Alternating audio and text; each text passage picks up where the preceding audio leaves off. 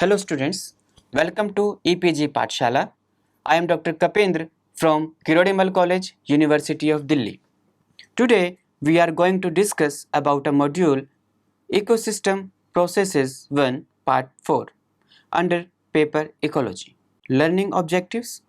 After studying this module, you shall be able to explain nutrient cycle and biogeochemical cycles, list the major type of biogeochemical cycles, explain sedimentary cycles such as phosphorus and sulfur cycle, understand impact of human activities on these sedimentary cycles. All living organisms are made up of various chemical elements present in the nature.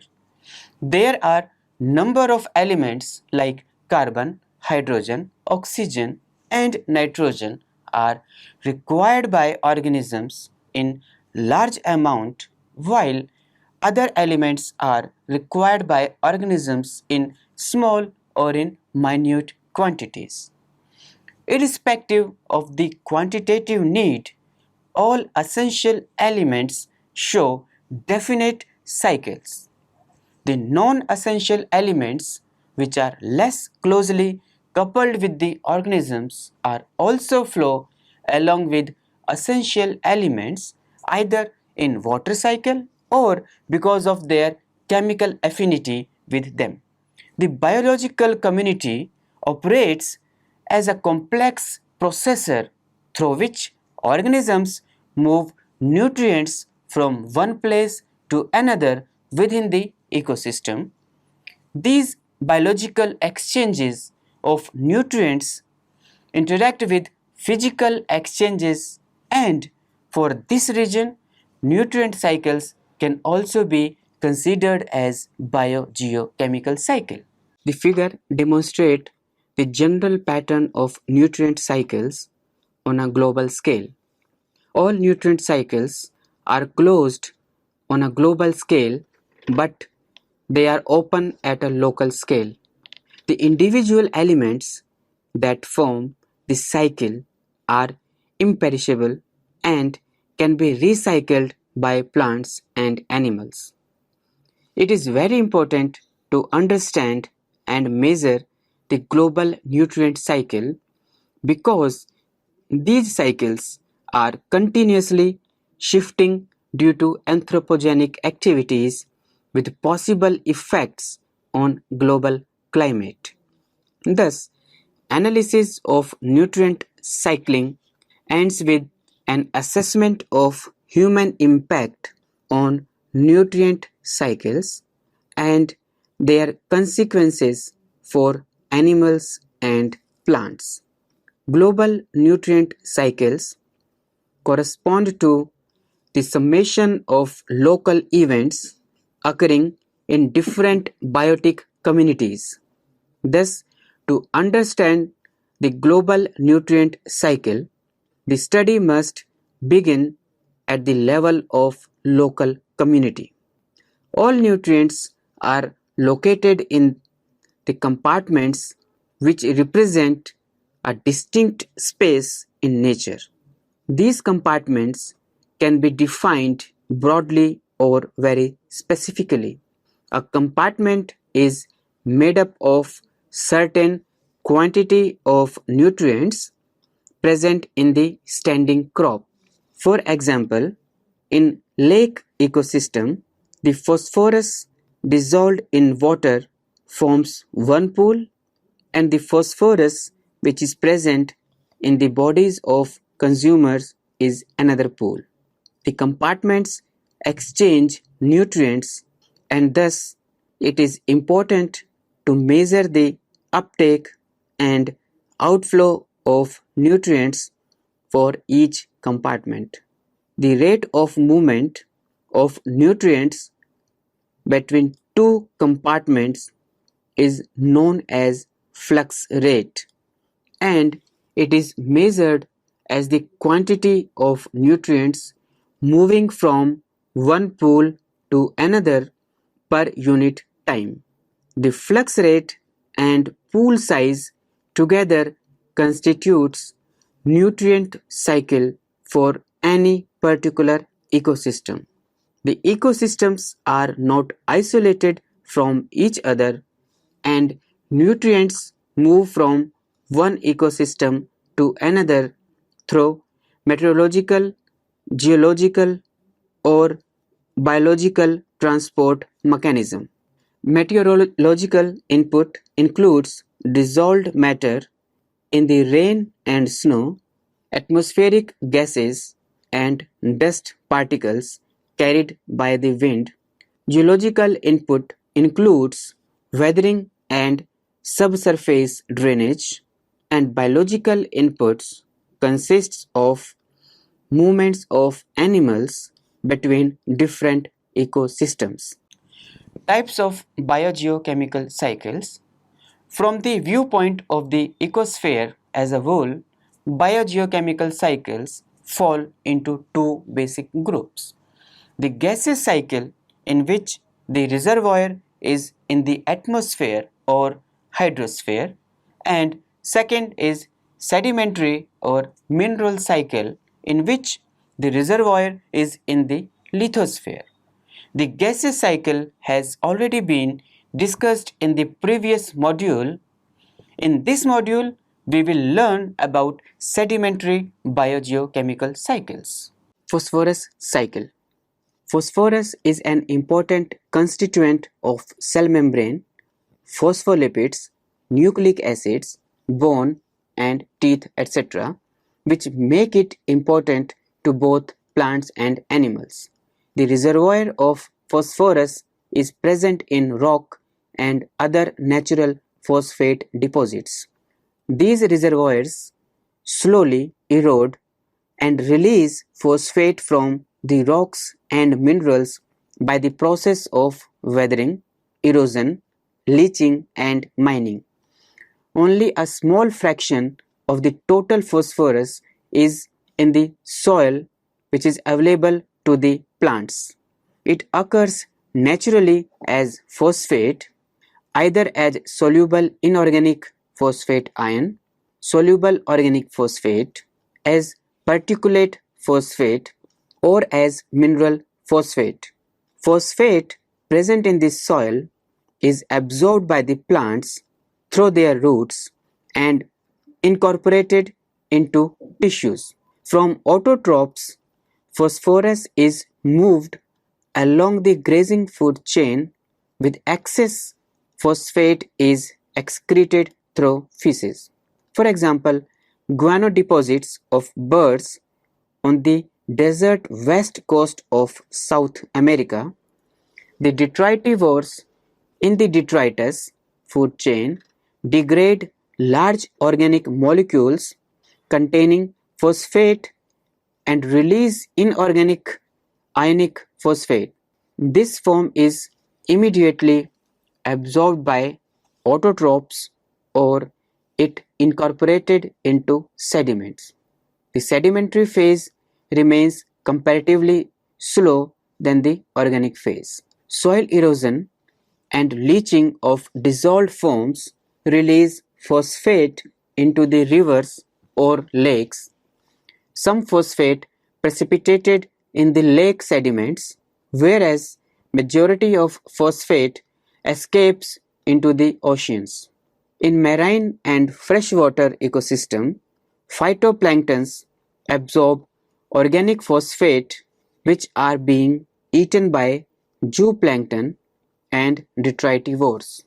Zooplanktons may excrete as much phosphorus daily as it stores in its biomass, returning it to the cycle. It is estimated that more than half of the phosphorus excreted by zooplanktons are taken up by phytoplanktons. The remaining phosphorus in organic compounds is usually used by bacteria, which fail to regenerate large amount of dissolved inorganic phosphate.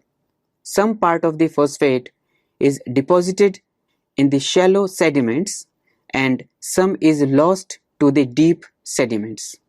During the process of ocean upwelling, the movement of deep waters to the surface bring small amount of phosphates from the depth to shallow water, where light is available to phytoplankton for doing photosynthesis.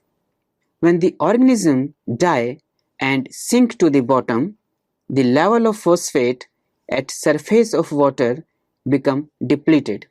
During upwelling of deep water, bring some amount of phosphorus to the surface of water. Through uplifting of sediments and harvesting of fishes from sea, the phosphorus is returned back to land from sea. According to one estimate, through the fish, we consume 60,000 tons of elementary phosphorus returns annually. Seabirds, by depositing their fecal material on land, also significantly contributes to returning of phosphorus into the cycle. But this is insufficient to compensate for the loss from the land to the sea. On a geological timescale, uplifting and subsequent weathering return this phosphorus to the active cycle. The phosphorus cycle can be divided into following main steps. Major reservoir of phosphorus is found in rocks which releases phosphorus by the process of weathering. This is carried to the soil by water or air as inorganic phosphate. Inorganic phosphate is absorbed by plants. In most soil, only 0.01% of phosphorus is available to the total phosphorus in the soil. From autotrophs, organic form of phosphorus moves through the food chain. The dead organic matter is acted upon by phosphatizing bacteria to release inorganic phosphorus from bound organic form. Phosphorus is also lost by runoff water in deep oceans sediments. Phosphorus is returned from shallow marine deposits in fish harvest and guano deposits of fish-eating birds and geological uplift. The precipitation of phosphorus in marine habitats restricts the primary productivity. The lake, which consists of limited amount of phosphorus, forms the oligotrophic lake. Impact of human activities on phosphorus cycle. Large quantities of phosphate are mobilized by extracting it from rocks for the manufacturing of fertilizers and detergents.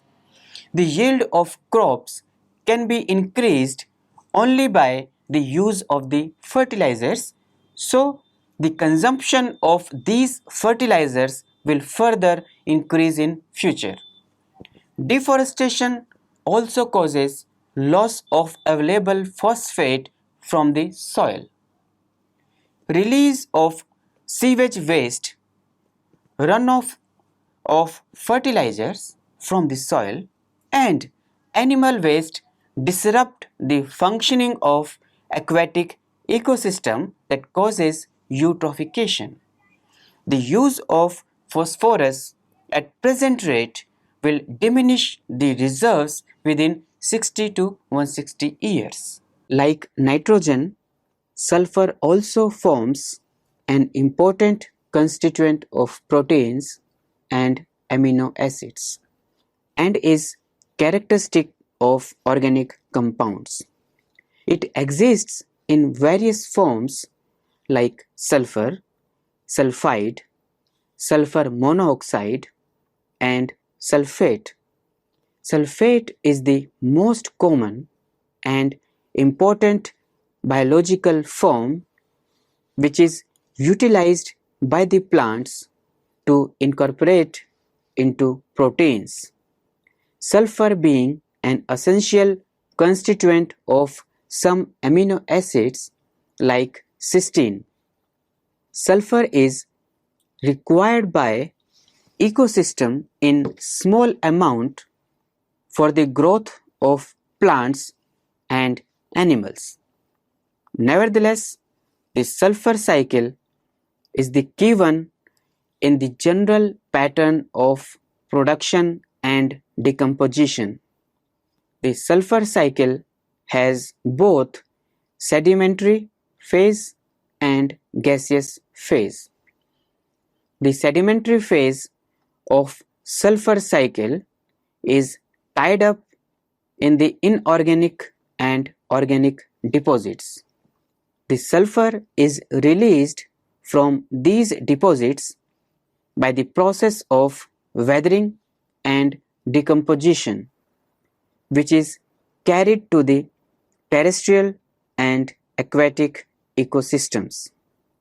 The sulfur cycle is less pronounced in the gaseous phase, and it allows circulation of sulfur on a global scale. The sulfur enters into atmosphere through combustion of fossil fuels, volcanic activities, decomposition process, and exchange from surface of the seas. It is released into the atmosphere as hydrogen sulfide and reacts promptly with oxygen to form sulfur dioxide. It is soluble in water and is carried back to the earth's surface through rain as weak sulfuric acid. Whatever its source, sulfur in a soluble form, frequently as sulfate, is absorbed by plant roots, where it is incorporated into various organic molecules like proteins and certain amino acids like cysteine. From these autotrophs, the sulfur is transferred to the consumer level, with excess being excreted in the fecal matter. These excretory materials and dead plants and animals carrying sulfur releases back into the soil and to the bottom of ponds, lakes, and seas, acted upon by detritivores, which includes bacteria and fungus. One group of bacteria, called sulfur bacteria, reduces hydrogen sulfide to elementary sulfur, which is then oxidized into sulfuric acid. In the presence of light, some green and purple bacteria use hydrogen sulfide during photosynthesis. The purple bacteria, which are found in salty marshes and in the mud flats of estuaries, can transform hydrogen sulfide into sulfate. Green bacteria can transform hydrogen sulfide into elementary sulfur. In an aerobic condition, the hydrogen sulfide is oxidized to sulfate by certain bacteria, which are used by the autotrophs. In an anaerobic environment, such as bottom of lakes, oxidation process cannot be occurred due to the absence of oxygen. However, in the presence of infrared radiation, some photosynthetic bacteria can oxidize sulfide into elementary sulfur or sulfate. The elementary sulfur can also be utilized by other bacteria to form sulfate. Under anaerobic conditions, elementary sulfur can also be converted into sulfate by few bacteria, in presence of nitrate. Under certain conditions, sulfate can also be reduced into sulfide or sulfur by bacteria. These number of reactions in the organic phase of the sulfur cycle provides a mechanism for regulating the availability of elementary sulfur to the autotrophs. If iron is present in the sediments, sulfur will precipitate as ferrous sulfide in an anaerobic condition. Ferrous sulfide is insoluble in neutral and acidic pH, and it is firmly held in mud and wet soil. Some ferrous sulfide is present in the sedimentary rock called pyritic rocks, may overlying coal deposits. The ferrous sulfide, when exposed to the air in deep and surface mining, oxidizes and in the presence of water produces ferrous sulfate and sulfuric acid.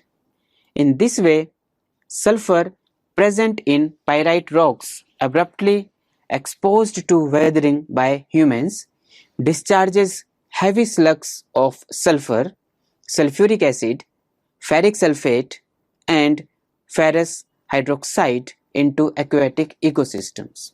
These compounds devastate aquatic life and decrease pH of water. Consequently, the sources of sulfur cycle can be divided into following main steps. Sulfur is present in the nature as elementary sulfur or sulfide and sulfates. The fossil fuel and volcanic activity releases hydrogen sulfide and sulfur dioxide gas in the atmosphere, which eventually return to the soil as sulfuric acid along with rain, forming sulfate compounds by the activities of various bacteria. The elementary sulfur present in the rocks is also converted into sulfate by weathering process and is also released into the soil. Sulfur in the form of sulfate is absorbed by plants and forms various organic molecules. The sulfate utilized by the plants is transferred to consumers of the food chain. After the death of plants and animals, as well as their waste materials, are decomposed by detritivores into sulfur.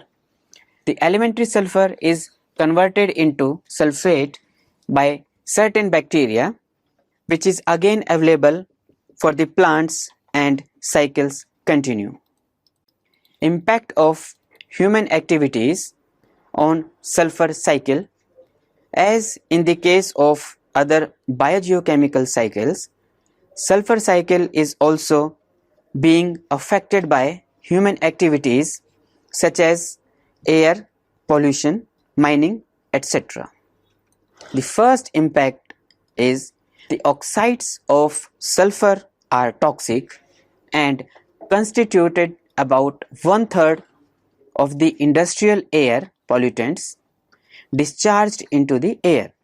Burning of sulfur containing coal, automobile exhaust and oil to produce electric power increases the concentration of these oxides into the air, which are also damaging to photosynthesis. The oxides of sulfur and nitrogen interact with water vapor to produce sulfuric acid and nitric acid that falls to earth surface in the form of acid rain. It has greatest impact on freshwater bodies like lakes or streams and acidic soils that lacks pH buffers. The conversion of sulfur containing metallic mineral ores into free metals like copper, lead and zinc releases large amount of sulfur dioxide into the atmosphere. Refining of sulfur containing petroleum to make gasoline, heating oil, etc. also releases large amount of sulfur dioxide into atmosphere. So, students, let us summarize what we have learned in this module. All living organisms are made up of various chemical elements such as carbon, hydrogen, nitrogen, oxygen present in the nature. The biological community operates in a complex manner in which organisms move nutrients from one place to another within the ecosystem. The ecosystem are not isolated from each other, and nutrients move from one ecosystem to another through meteorological, geological or biological transport mechanisms. Biogeochemical cycles can be divided into two basic categories, that is gaseous cycle, in which the reservoir is in the atmosphere or hydrosphere, and sedimentary cycle, in which the reservoir is in the lithosphere. The sedimentary cycle includes phosphorus and sulfur cycle. The reservoir of phosphorus is present in rock and other natural phosphate deposits, which releases phosphorus by the process of weathering. This is carried to the soil by water or air as inorganic phosphate, which is absorbed and assimilated by plants. From autotrophs, organic form of phosphorus moves through the food chain. That organic matter is acted upon by the phosphatizing bacteria to release inorganic phosphorus from bound organic form. Phosphorus is returned from shallow marine deposits in fish harvest and guano deposits of fish eating birds and geological uplift. Sulfur is present in the nature as elementary sulfur or sulfide and sulfates. The fossil fuels and volcanic activities releases hydrogen sulfide and sulfur dioxide gas in atmosphere, which eventually return to the soil as sulfuric acid along with the rain, forming sulfate compounds by the activities of various bacteria. The elementary sulfur present in the rock is also converted into sulfate by weathering process and is also released into the soil. The sulfate utilized by the plants is transferred to consumers of the food chain. When plants and animals die, their body is decomposed by detritivores and free sulfur is released. The elementary sulfur is converted into sulfate by certain bacteria, which is again available for the plants, and cycle continues. Thank you.